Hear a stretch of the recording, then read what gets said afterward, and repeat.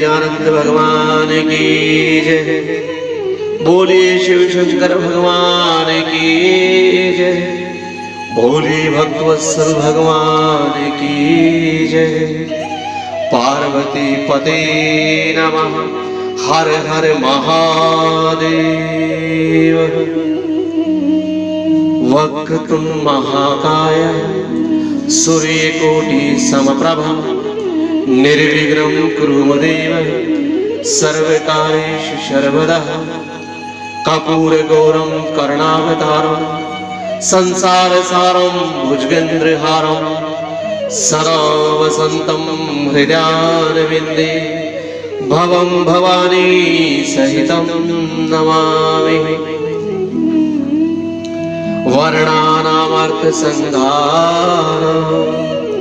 रसानां छन्दसामपि मंगलानां च कर्तारो वन्दे वाणी विनायको भवानी शंकरो वन्दे श्रद्धा विश्वासरूपिणो याभ्याम विना न पश्यन्ति सिद्धः स्वानन्तः सतमेश्वरम्। नमो ब्राह्मण देवाय गो ब्राह्मणाय हिताय च जगत हिताय कृष्णाय गोविंदाय नमो नमः। आइए श्रावण मास के इस पावन महीने में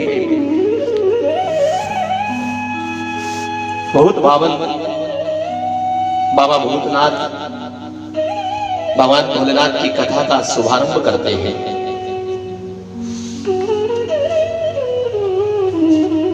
भोलेनाथ की कृपा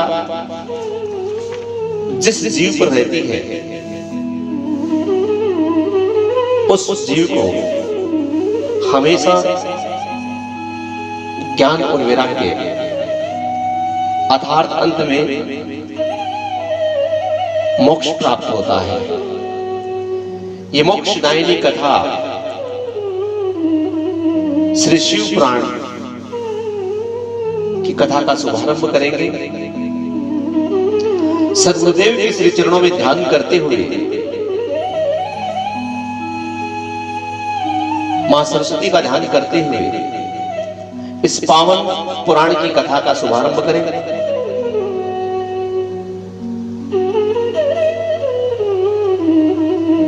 अब सबसे पहले भगवान शिव के इस पुराण में श्री शिव महापुराण के महात्म्य में प्रवेश करते हैं। संत कहते हैं कि भगवान शिव इस मृत्यु लोक के देवता हैं। बाकी जितने भी देवता हैं वो सब अपने अपने लोकों के हैं, लेकिन भगवान शिव को इस धराधाम को जिसे मृत्यु लोक कहते हैं इस मृत्यु लोक के देवता हैं। और महाराज कहते हैं अगर कोई स्त्री अपने पड़ोसन को या अपने चाची को ताई को जितना मर्जी खिलाए पिलाए जितना मर्जी सम्मान दे, परंतु वह अपनी जायदाद का हिस्सा उसको देने वाली नहीं है।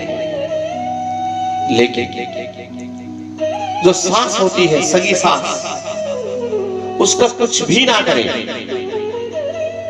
ना उसे खाने पिलाने का पूछे, ना उसके पांव दबाए, लेकिन अंत में वह सास अपने बहू और बेटे को अपनी प्रॉपर्टी अपनी जायदाद देती ही देती है। इसी प्रकार भगवान भोलेनाथ इस मृत्यु लोक के देवता हैं। उन्हें कोई सम्मान दे या ना दे, उन्हें कोई पूजन करे या ना करे, लेकिन वे इस जीव को, इस धराधाम के जितने भी जड़ जीव और चेतन हैं, उन सभी को आश्रय देते हैं। एक बार की बात है, एक आदमी ने जो भगवान का बहुत बड़ा भक्त था, भगवान भोलेनाथ से जाकर कहता है कि हे भोलेनाथ, इस धराधाम पर देखते हैं कि बहुत से लोग दुनिया वाले राम राम कहकर पुकारते हैं, कोई हर हर गंगे बोलता है, लेकिन बहुत से लोग आपकी जय जयकार नहीं करते। और बहुत से तो ऐसे भी हैं कि भगवान शिव के मंदिर में नहीं जाना, जलाभिषेक नहीं करना, जल व्यर्थ नहीं करना, दूध व्यर्थ नहीं करना, ये नहीं करना। तो भगवान आपका इसके बारे में क्या कहना है? तो भगवान भोलेनाथ कहते हैं कि हे भक्त, मुझे मेरे ससुर राजा दक्ष ने यह श्राप किया था कि हे शंकर, तुम शमशान में जाकर के वास करो। उस दिन से मेरा वास शमशान घाट में है। तो हे भक्त, जीव चाहे जिसका मर्जी नाम ले, जिसकी मर्जी पूजा पाठ करे, भले मेरे नाम का स्मरण ना करे, लेकिन अंत में आना तो मेरे धाम में पड़ेगा, अर्थात शमशान में ही आना पड़ेगा। अब जब मेरे पास आएगा तो मेरी मर्जी है। जैसे हम देखते हैं कि जब शमशान घाट में किसी व्यक्ति के शव को लेकर जाते हैं, कुछ लोग तो ऐसे होते हैं कि शमशान घाट में जैसे ही लकड़ियां तैयार की, चिता तैयार की, चिता के ऊपर मुर्दे को सुलाया, मंत्रोच्चारण करने के पश्चात जैसे ही उस लकड़ी पर अग्नि देते हैं, चट चट चट करके वह लकड़ी अग्नि प्रचंड हो जाती है और उस देह का संस्कार देखते देखते कुछ ही समय में हो जाता है। और बहुत से ऐसे भी होते हैं जिनका संस्कार करते समय बहुत समय लग जाता है। जितनी मर्जी चीनी डाल देते हैं, राल डाल देते हैं, कपूर डाल देते हैं, यहां तक कि कई बार तो बहुत सा घी डालना पड़ता है, फिर भी वह चिता प्रज्वलित नहीं होती। क्यों? क्योंकि जिसने जीते जी भगवान शंकर का नाम नहीं लिया, वो मरने के बाद भगवान शंकर का कैसे हो सकता है? इसीलिए इस प्रसंग से हमें ये शिक्षा मिलती है कि जीव को इस धराधाम पर रहते हुए भगवान शंकर की आराधना अवश्य करनी चाहिए। और महाराज, सबसे बड़ी बात तो ये है कि भजन, पूजन, कीर्तन, दान, पुण्य, यह सब युवा अवस्था में, जवानी में ही शुरुआत करनी चाहिए। बुढ़ापे का इंतजार नहीं करना चाहिए। बहुत से लोग कहते हैं अभी तो हमारा खेलने खाने के दिन है, अभी भजन पूजन पाठ का समय नहीं है, जब बूढ़े होंगे तब भजन करेंगे। लेकिन वास्तविकता क्या है? संत कहते हैं संत, भजन करो भरी जवानी में, बुढ़ापा किसने देखा है? भजन करो भरी जवानी में, बुढ़ापा किसने देखा है? क्या कहते हैं? बुढ़ापे में अंधे हो जाओगे, बुढ़ापे में अंधे हो जाओगे, दर्श तुम कर ना पाओगे, दर्श तुम कर ना पाओगे। दर्श करो भरी जवानी में, बुढ़ापा किसने देखा है? दर्श करो भरी जवानी में, बुढ़ापा किसने देखा है? भजन करो भरी जवानी में, बुढ़ापा किसने देखा है? क्या कहते हैं आगे?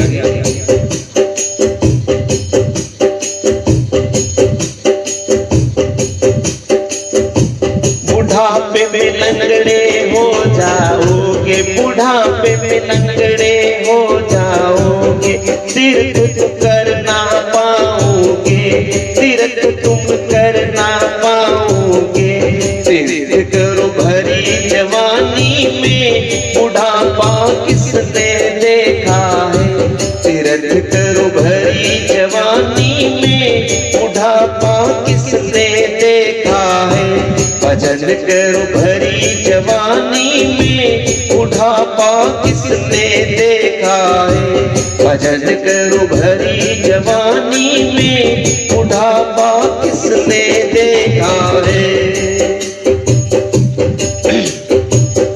भोलेनाथ की जय। क्या कहते हैं, बुढ़ापे में बहरे हो जाओगे, बुढ़ापे में बहरे हो जाओ, भजन तुम सुन ना पाओगे, भजन तुम सुन ना पाओगे, भजन करो भरी जवानी में, भजन करो भरी जवानी में, बुढ़ापा किसने देखा है, बुढ़ापा किसने देखा है, भजन करो भरी जवानी में, बुढ़ापा किसने देखा है, बुढ़ापे में दूल्हे हो जाओगे, बुढ़ापे में दूल्हे हो जाओगे, दान तुम करना पाओगे, दान तुम करना पाओगे, दान करो भरी जवानी में, बुढ़ापा किसने देखा है, दान करो भरी जवानी में, बुढ़ापा किसने देखा है, भजन करो भरी जवानी में, बुढ़ापा किसने देखा है। इसी प्रकार से बुढ़ापे का इंतजार ना करें। जो लोग कहते हैं कि हम तो बुढ़ापे में, या अभी हमारी उम्र नहीं हुई है भजन करने की, पूजा करने की, पाठ करने की, मंदिर जाने की उम्र नहीं, वो अपने अहंकार में, धन के लोभ में, धन के अहंकार में ऐसा कहते हैं। और वास्तविकता ये है कि भजन और पूजन का जो समय है वो युवा अवस्था से ही प्रारंभ हो जाता है। अगर युवा अवस्था में भजन पूजन का कोई प्रयास नहीं किया तो बुढ़ापे में कोई गारंटी नहीं। अनंत में जब बुढ़ापा आ जाता है तो मनुष्य मरण आसन पर हो जाता है तो बहुत पछताता है। आइए महाराज, भगवान शिव का ये कथा, शिव महापुराण बड़ा अलौकिक और बड़ा निराला है। ये महापुराण वेद व्यास जी महाराज ने लिखा है, वेद व्यास जी महाराज ने लिखा है और सूत जी महाराज ने अपने श्रीमुख से सोनक आदि 88,000 ऋषियों को ये कथा सुनाई है। ये अलौकिक पावन कथा, इस कथा से सुनने से कितना लाभ है, क्या महात्म है। सूत जी महाराज कहते हैं, मनुष्य कन्यादान का पुण्य, भूमिदान का पुण्य, गौदान का पुण्य, इसी प्रकार से मनुष्य ने बहुत पुण्य कमाया। और कई लोग कहते हैं, महाराज हम मंदिर में अगरबत्ती लगाते हैं, दान भी करते हैं, पुष्प चढ़ाते हैं, बहुत पुण्य इकट्ठा किया, परंतु मनुष्य अपने पापों को याद नहीं करता। पाप को यदि याद करे, अगर किसी व्यक्ति ने किसी दूसरे को डांट दिया तो उसका इकट्ठा हुआ पुण्य, उसमें से उसका पुण्य खिसक जाता है। किसी को बेवजह रुलाया तो उसका पुण्य खिसक जाता है। किसी को गाली दी तो उसको एकत्रित किए हुए पुण्य में से वो खिसक जाता है। किसी की चुगली करी तो इकट्ठे हुए पुण्य में से वह पुण्य खिसक जाता है। धीरे धीरे वे जो जितना भी दान किया, उस दान का जो पुण्य एकत्रित हुआ, अपने पाप कर्म करने से वह पुण्य खिसक जाता है, अर्थात घट जाता है, कम हो जाता है। कोई सत्संग करते हैं, कीर्तन करते हैं, लेकिन सत्संग और कीर्तन में उपहास करना, हंसना, जितना भी किया हुआ पुण्य है उस कीर्तन और सत्संग से जो प्राप्त हुआ उस कीर्तन और सत्संग के बीच में बैठ करके किसी का परिहास करना, उपहास करना, चुगली करना, निंदा करना,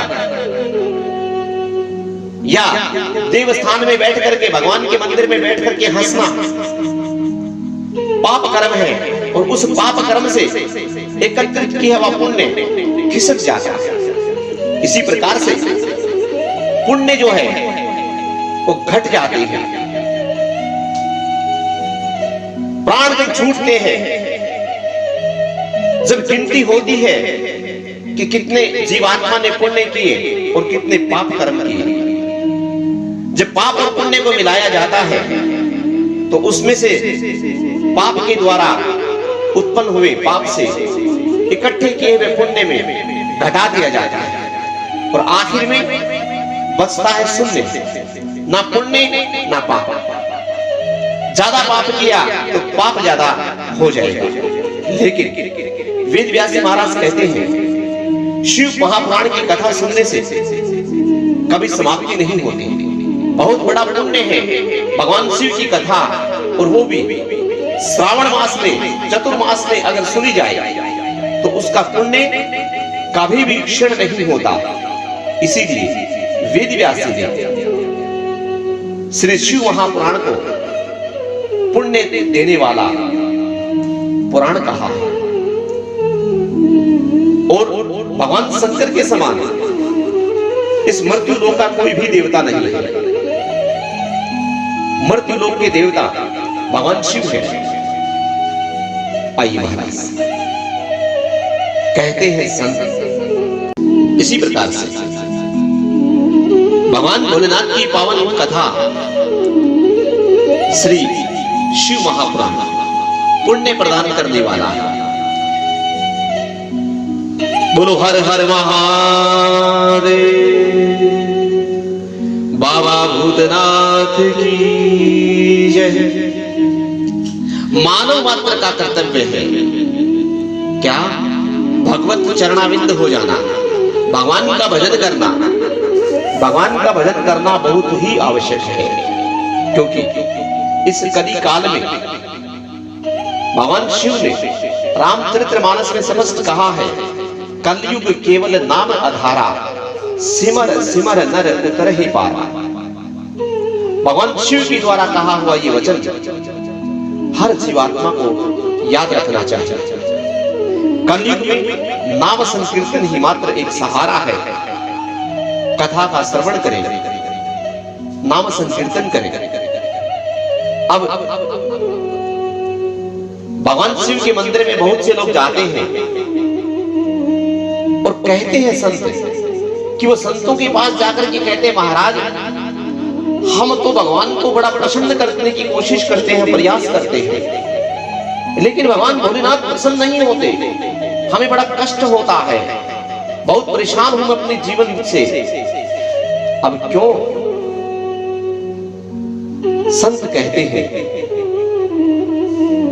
एक उदाहरण है कि महाराज अगर आपके घर में कोई मेहमान आए और वो आपके लिए कुछ भी लेकर के ना आए, कोई उपहार लेकर के ना आए, कोई खाने की वस्तु लेकर के ना आए, और आकर के आपसे मिले और आप ही के घर से कोई गुलदस्ता उठा ले या कोई गिलास उठा ले या कोई फोटो फ्रेम उठा ले, उठा करके वहीं से उठा करके आपको अगर उपहार दे तो आपको कैसा लगेगा? विचार कीजिए। आप ही के घर में आए, आप ही का सामान दिया और आप ही को उपहार दिया, कैसा अनुभव होगा आपको? इसी प्रकार से भगवान शिव के मंदिर में या किसी भी मंदिर में जाते हैं, वहीं का लोटा, वहीं का जल, घर से कुछ नहीं लाए, खाली हाथ आए, वहीं से गड़बी ली, वहीं से लोटा लिया, वहीं से जल लिया और भगवान शंकर को चढ़ा लिया, और फिर कहते हैं भगवान प्रसन्न नहीं होते। अरे भगवान का जल है, भगवान का लोटा, और भगवान को ही चढ़ा दिया, कैसे ही प्रसन्न होंगे? अगर ऐसे ही प्रसन्नता हो जाती तो श्रावण मास में कावड़ नहीं चलती। लोग कावड़ ले जाकर के गंगा के तट पर वहां से जल भर करके गंगा जल लेकर के आते हैं और भगवान शिव को अर्पित करते हैं।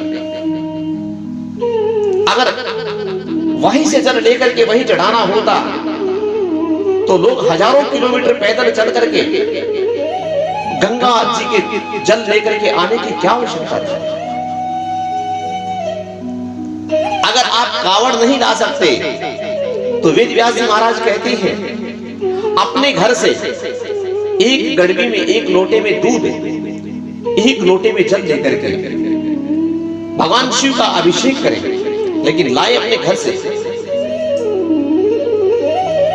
लाए हुए लोटे के दूध में और जल में भगवान का अभिषेक करने से बहुत फायदा होता है।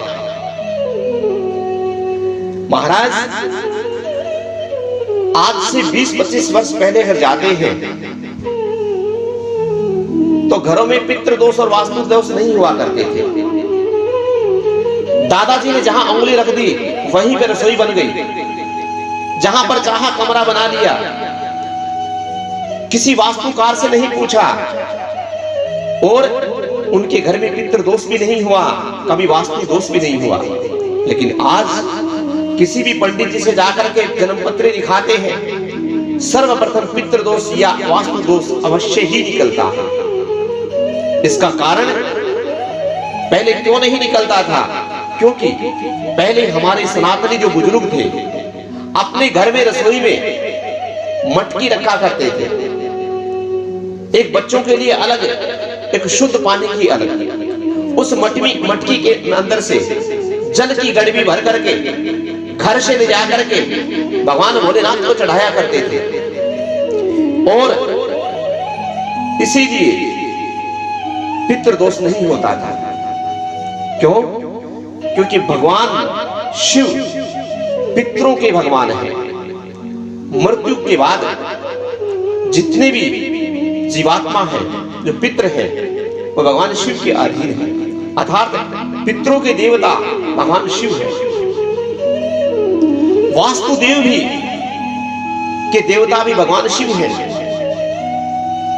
इसीलिए अपने घर से चल करके गए तो वास्तु दोष खत्म हुआ और अपने घर से जल लिया, उस जल से अभिषेक किया, उसके करने से पितरों को मिला और पितृ दोष दूर हुआ। इसीलिए पहले के जमाने में पितृ दोष और वास्तु दोष नाम मात्र के हुआ करते थे। तीसरा दोष, आज 40% लोगों की, बच्चों की कुंडली में काल सर्प दोष होता है। पहले के जमाने में बहुत कम काल सर्प दोष के बच्चे पैदा होते थे। क्यों? क्योंकि आज घर में बहुत सी माताएं, बहुत सी बहनें, बहुत से भाई घर में छोटा शिवलिंग रखते हैं या सालेग्राम जी रखते हैं, लड्डू गोपाल जी रखते हैं। उनको बिठा करके थाली में स्नान सब करवाते होंगे, स्नान करवाते हैं। स्नान करने के पश्चात जो जल बचता है उस जल को वो तुलसी में डाल देते हैं। ये अपराध है। जबकि हमारे जो पूर्वज थे, बूढ़े हमारे दादा दादी थे, वो भी पूजा करते थे, अभिषेक भी करवाते थे, लेकिन वो जल किसी वृक्ष में डालते थे। अब वृक्ष तो है नहीं, बाहर हम जा नहीं सकते, समय का अभाव है, और वह जल हम तुलसी में डाल देते हैं। तो महाराज भगवान शिव और मां तुलसी की कभी नहीं बनी, क्योंकि भगवान शिव ने वृंदा के पति जलंधर का वध किया था और तुलसी माता ने भगवान शिव को यह श्राप दिया था कि अब मैं अपना ये शरीर त्याग रही हूं और अगले जन्म में मैं तुलसी के रूप में प्रकट होंगी, और आपका चढ़ाया हुआ जल अगर किसी ने भूल से भी मेरे ऊपर चढ़ा दिया तो सर्प के दशा हुआ जो दोष होता है वो दोष उस व्यक्ति को लग जाता है। इसीलिए भगवान शिव के को चढ़ाया हुआ जल या उनका पात्र तुलसी में काम नहीं लेना चाहिए। वो करने से काल सर्प दोष के बालक पैदा होते हैं। जिस महापुराण का हम श्रवण कर रहे हैं, इस शिव महापुराण में 24,000 श्लोक है, 12 संहिता है। एक एक खंड में भगवान शिव की कथा है। भूत भावन भूतेश्वर भगवान शंकर के शरीर में सर्प लटके हुए आपने देखे होंगे। भगवान शिव के गले में सर्प, भगवान के हाथों में सर्प लपटे होंगे। आप जानते हैं भगवान शिव के शरीर पर कितने सर्प लपटे होते हैं? भगवान शिव के शरीर पर मात्र 6 सर्प लटके होते हैं। ये 6 सर्प कौन है? भगवान शिव की 6 लड़कियां थी, जिनका नाम जया, विश्रा, शामनवरी, दोतली, देव, अशोक सुंदरी। ये 6 भगवान शिव की कन्या थी। भगवान शिव के 7 पुत्र थे। इसी प्रकार भगवान के 13 बच्चे थे और उन 13 बच्चों में से जया, विश्रा, शामली बारी, दोतली और देव, ये 5 कन्याएं सर्प के रूप में भगवान पर लपटी रहती है। और जो भगवान के गले में जो सर्प है वो साक्षात भगवान विष्णु है। अब भगवान विष्णु कैसे हुए, इसकी कथा हम आगे बताएंगे।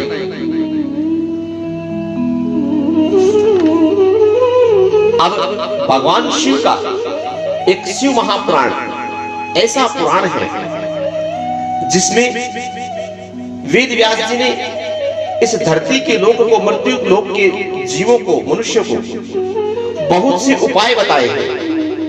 क्योंकि और किसी भी पुराण में आपको आपके ग्रस्त जीवन में आने वाली समस्याओं के समाधान का कोई उपाय नहीं लिखा होगा।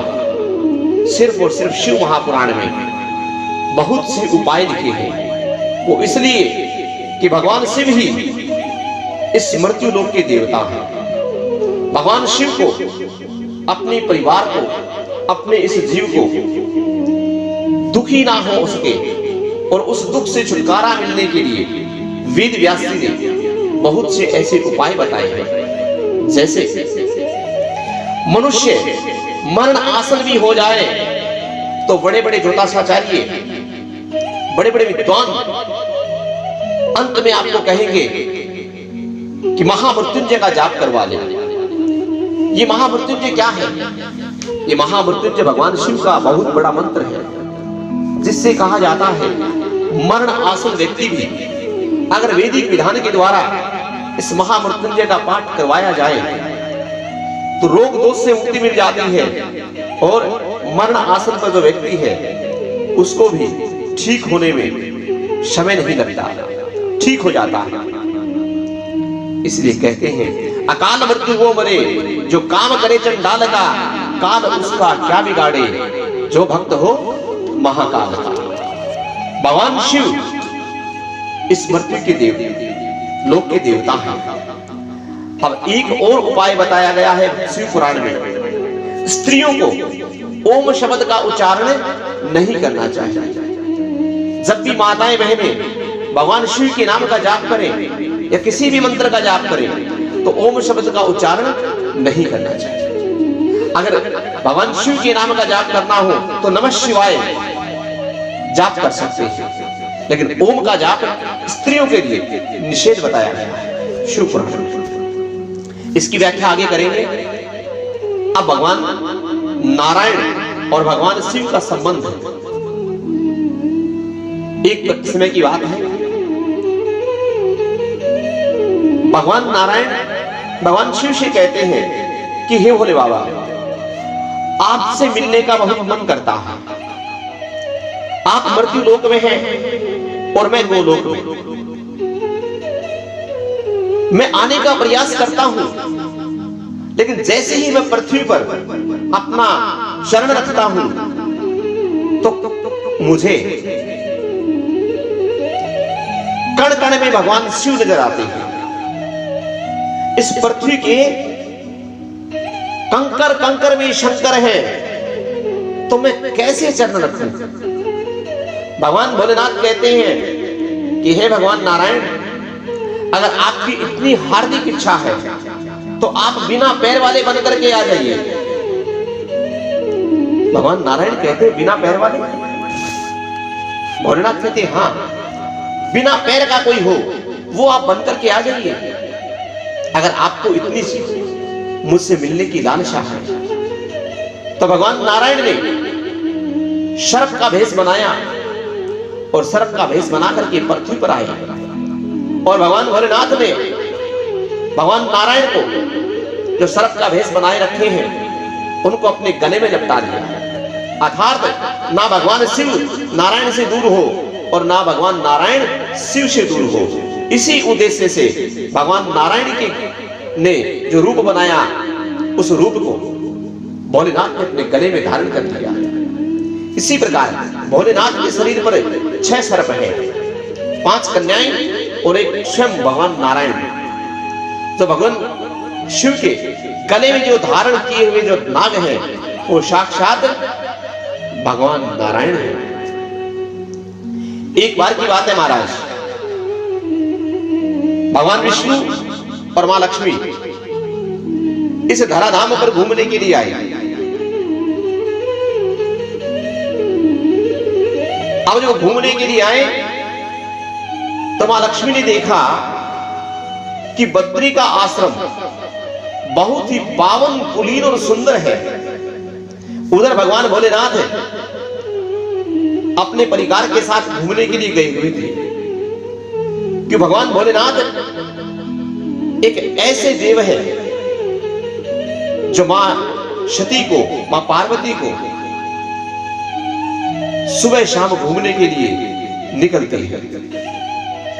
मां पार्वती और भोले शंकर गए हुए हैं, भगवान विष्णु और मां लक्ष्मी बद्री का आश्रम में आए तो मां लक्ष्मी ने बद्री का आश्रम को देख करके प्रसन्न हुई, क्योंकि भगवान शिव का वो निज घर है।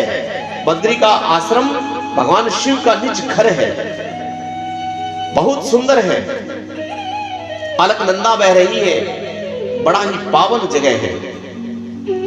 मां लक्ष्मी के मन में वह स्थिर हो गया कि यह बद्री का आश्रम मेरा हो जाए। और भगवान विष्णु कहने लगे कि चलो लक्ष्मी, हम अपने निवास से प्रस्थान करते हैं। लेकिन मां लक्ष्मी जाने को तैयार नहीं है।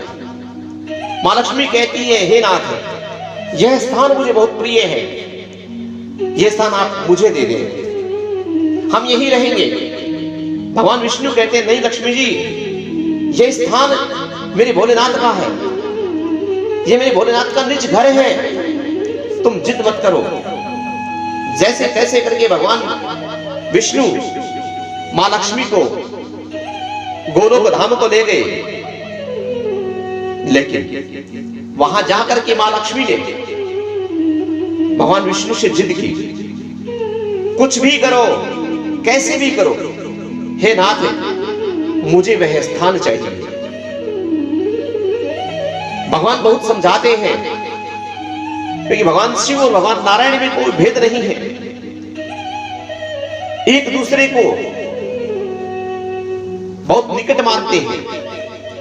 भगवान विष्णु बहुत समझाते हैं भगवान मां लक्ष्मी को, लेकिन मां लक्ष्मी मानती नहीं।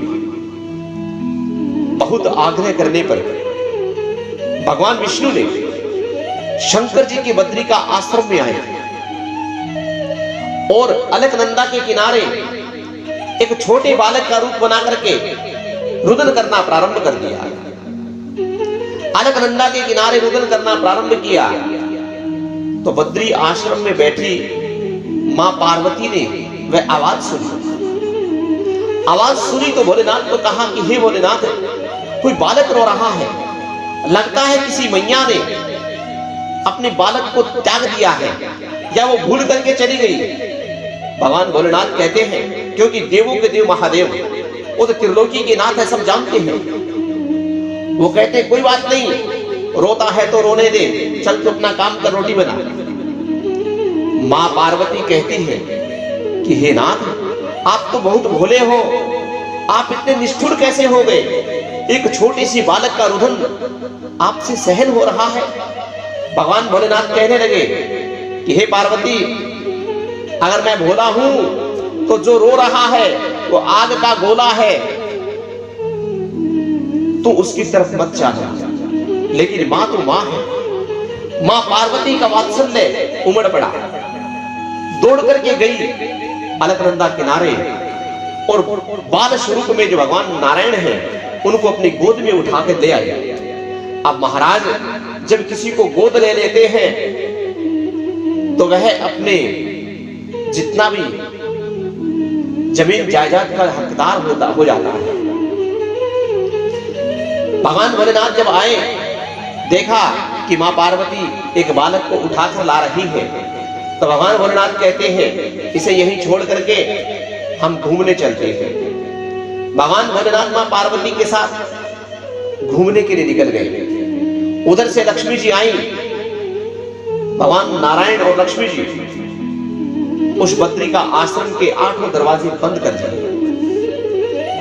लौट करके वापस भगवान शिव और मां पार्वती आए तो देखा कि बद्री का आश्रम के जितने दरवाजे सब बंद पड़े हैं। मां पार्वती दरवाजा खटखटाती है, अंदर से कोई आवाज नहीं आती।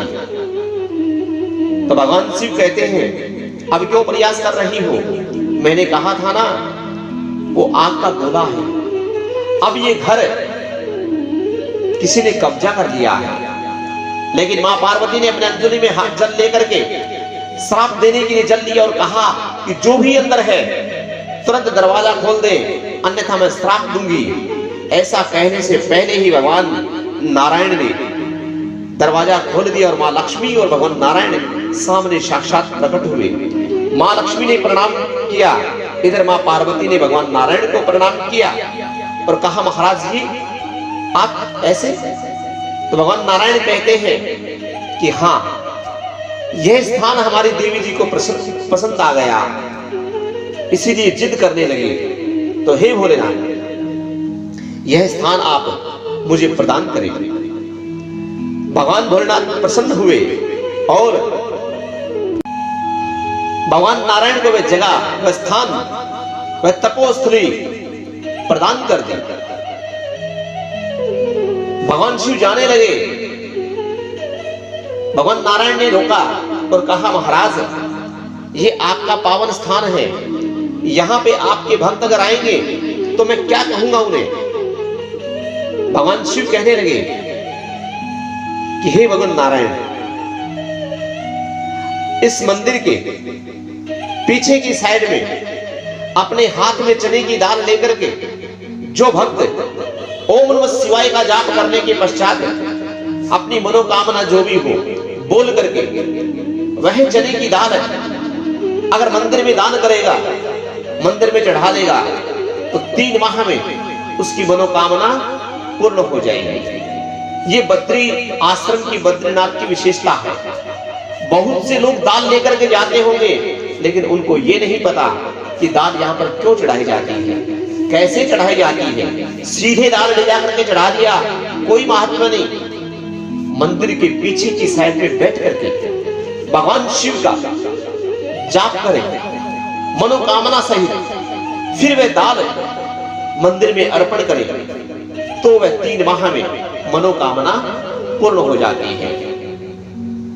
महाराज भगवान शिव वहां से जाकर के केदारनाथ में चले गए। भगवान नारायण मां लक्ष्मी बद्री आश्रम में विराजमान हो गए।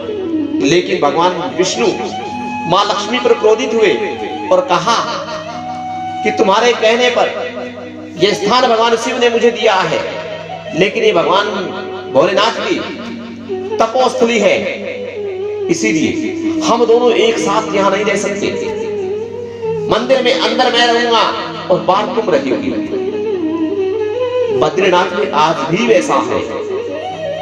गर्भगृह में भगवान सिर्फ नारायण है और मां लक्ष्मी का मंदिर गर्भगृह से बाहर है। ऐसे भगवान शिव और भगवान नारायण बहुत निकट है, एक दूसरे के पूरक है। पंढरपुर में एक प्रसंग बताते हैं आपको भगवान शिव और भगवान नारायण के। जब तक हम भगवान शिव के बारे में जानेंगे नहीं, तब तक जितना मर्जी पुराण पढ़ ले, दिमाग में और मन में समझ नहीं आ सकता। इसीलिए प्रसंग बताए जा रहे हैं महात्म में कि भगवान शिव क्या है। एक बार की बात है,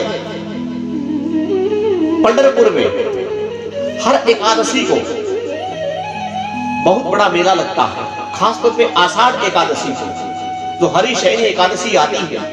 उस दिन पंढरपुर में हरि विठ्ठल नारायण का मंदिर में बहुत बड़ा मेला लगता है। भगवान शिव हरि विठ्ठल से मिलने के लिए पंढरपुर आए, लेकिन भक्तों की बहुत भीड़ थी। भीड़ को देख करके भगवान सोचने लगे, मैं कैसे दर्शन करूंगा नारायण का। तो हरि विठ्ठल भगवान शव मंदिर से बाहर निकल करके भोलेनाथ के पास गए लेने के लिए। आइए महाराज, भोलेनाथ कहते हैं भगवान बहुत भीड़ पड़ी है, इस भीड़ में से कैसे जाना होगा। तो भगवान भोलेनाथ को हरि विठ्ठल ने अपने शीश पर धारण किया कि महाराज आप यहां बैठो। भगवान नारायण के सिर पर भगवान भोलेनाथ विराजमान हुए।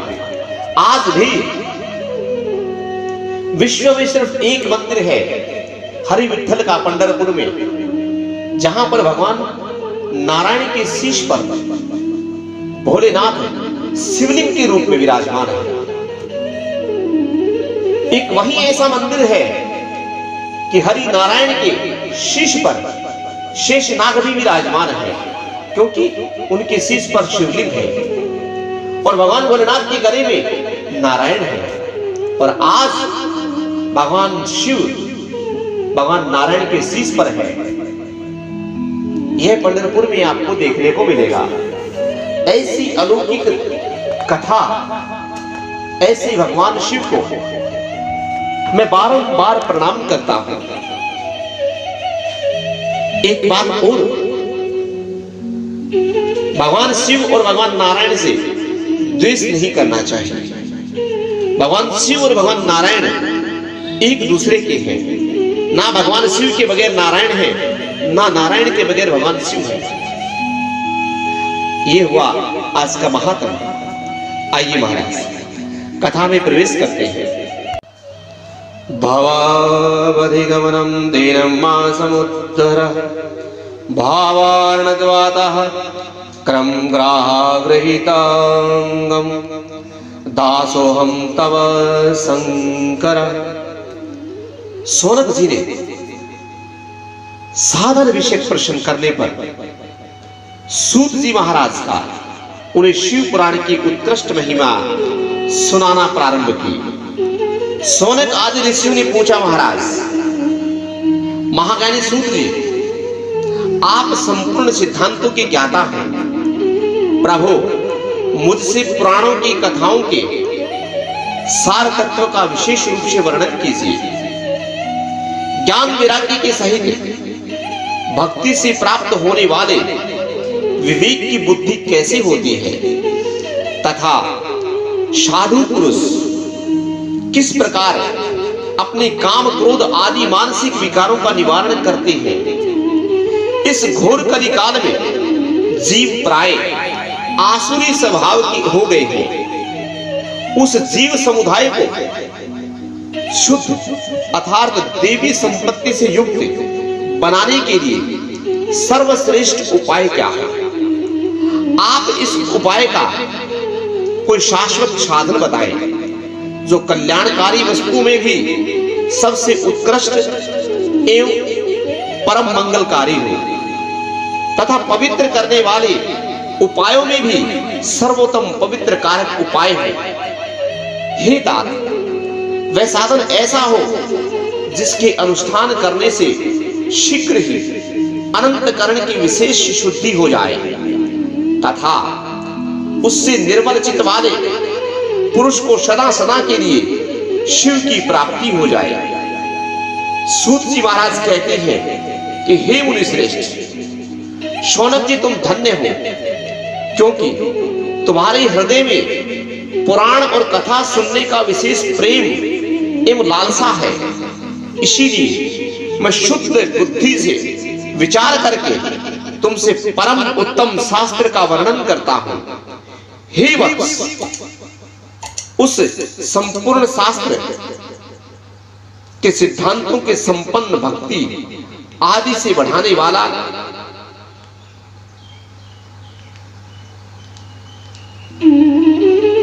तथा भगवान शिव को संतुष्ट करने वाला, कानों के लिए रसायन अमृत स्वरूप तथा दिव्य है, तुम उसे श्रवण करो।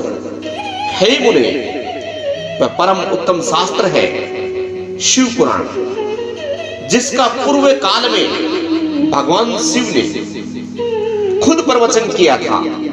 वह काल रूपी सर्प से प्राप्त होने वाले महान त्रास का विनाश करने वाला उत्तम साधन है। गुरुदेव वेदव्यास जी ने सनंत कुमार मुनि का उपदेश पाकर के बड़े आदर से संक्षेप में ही इसका पुराण का प्रतिपादन किया। इस पुराण के प्रणयन का उद्देश्य है कलयुग में उत्पन्न जीव होने वाले मनुष्यों के परम हित के लिए साधन है। यही इस शिव महापुराण का महत्व है। यही शिव महापुराण परम उत्तम शास्त्र है। इसे इस भूतल पर भगवान शिव का वाम अंग माना गया है। स्वरूप समझना चाहिए और वाड़मय स्वरूप समझकर सब प्रकार के इसका सेवन करना चाहिए। इस वागमय स्वरूप में भगवान शिव के शिव पुराण में उनका ही दर्शन करना चाहिए। सर्व साधन स्वरूप है, इसीलिए शिव भक्ति पाकर के सर्वश्रेष्ठ स्थिति में पहुंच जाता है। मनुष्य शीघ्र ही शिव पद को प्राप्त कर लेता है। इसीलिए संपूर्ण यत्न करने के पश्चात मनुष्यों ने इस पुराण को पढ़ने की इच्छा की है अथवा इसके अध्ययन करने को अभिष्ट साधन माना है। इसी प्रकार से इस ग्रंथ का प्रेम पूर्वक श्रवण करना भी संपूर्ण मनोवांछित फलों को देने वाला है। भगवान शिव के इस पुराण को सुनने से मनुष्य सब पापों से मुक्त हो जाता है तथा इस जीवन में बड़ी बड़ी उत्कृष्ट भागों का उपभोग करने अंत में शिव लोक को प्राप्त करने को हो जाता है। यही शिव पुराण नामक ग्रंथ 24,000 श्लोकों से युक्त है।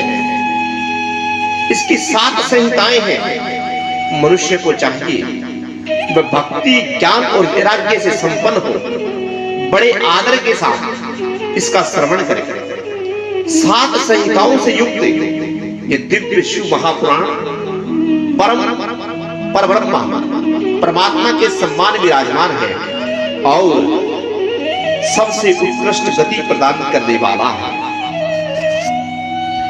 जो निरंतर अनुसंसाधन पूर्वक इस शिव पुराण को बांचता है अर्थात पढ़ता है अथवा नित्य प्रेम पूर्वक इसका पाठ मात्र करता है, वह पुण्य आत्मा है।